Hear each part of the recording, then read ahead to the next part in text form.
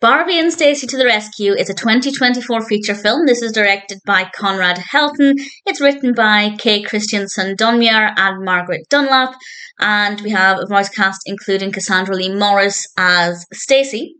And I was looking forward to this. It had been on my to-watch list since I found out about it because, as I've mentioned before, I didn't watch Barbie films growing up. I don't know why, because I was Barbie obsessed. So I'm kind of plugging that gap.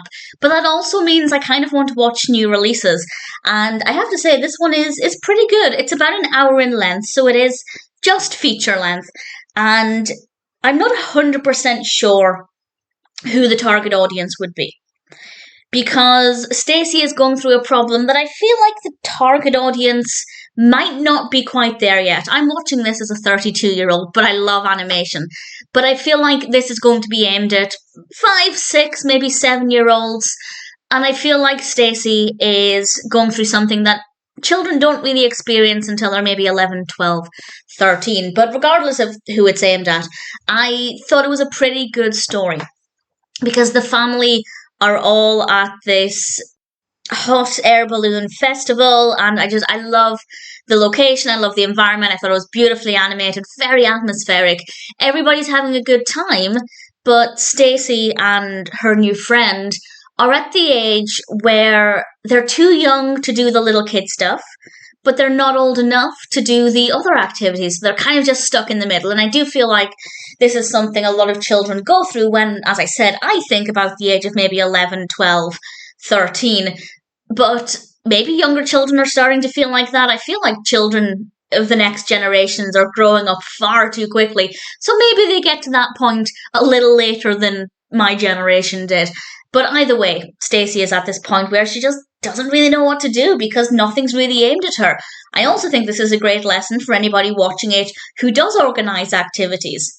And I do feel like there are activities in a lot of venues and locations for either little children or older teenagers, and Stacie's stuck in the middle. So a good lesson there is that if you are planning an event, try and make sure there's something for everybody. But Stacie does get the opportunity to have quite an adventure and to show that she actually can bring value to the situation and that there are things that she can do. But it does get quite dangerous for some characters to get to that point. I'll say no more than that about the specifics, but I will just say it's set at a hot air balloon festival, so you can maybe come to some conclusions there. As a narrative, I thought it worked really well. I thought everything flowed really nicely. The pacing was really great.